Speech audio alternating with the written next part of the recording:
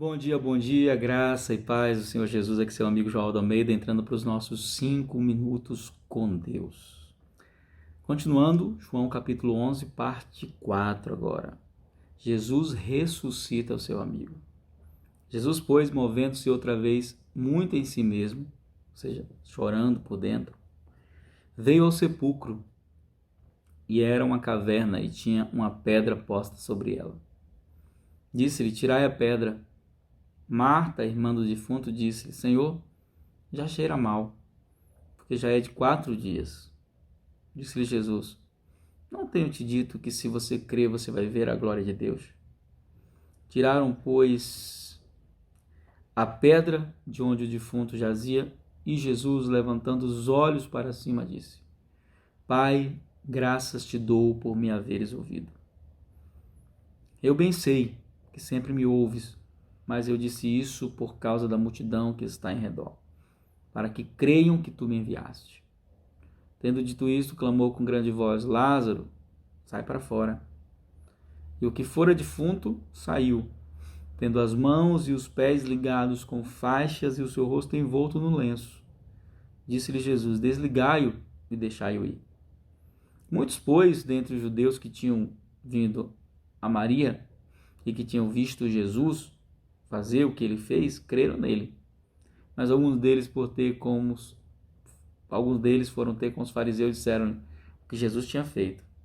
Depois os principais sacerdotes e os fariseus formaram um conselho e diziam: o que faremos? Porquanto esse homem faz muitos sinais. Se o deixarmos assim, todos crerão nele e virão os romanos e tirar-nos-ão do nosso lugar e nação.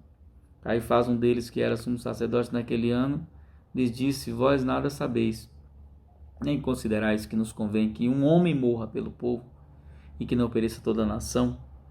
Ora, ele não disse isso de si mesmo, mas sendo sumo sacerdote naquele ano, profetizou que Jesus devia morrer pela nação.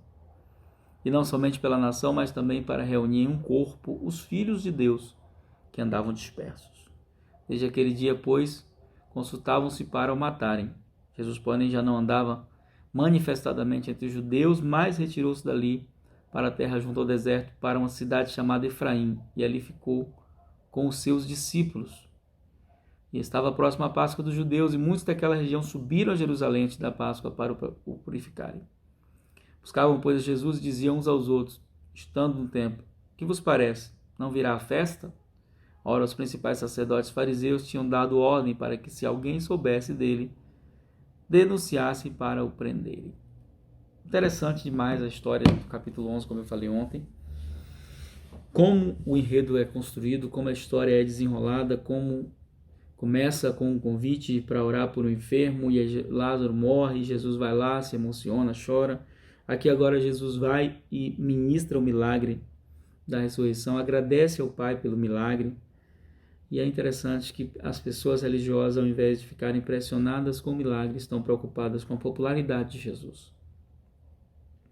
Jesus nos ensina as grandes lições nesse texto. A primeira delas é que tudo pode parecer perdido e tudo pode se fazer novo.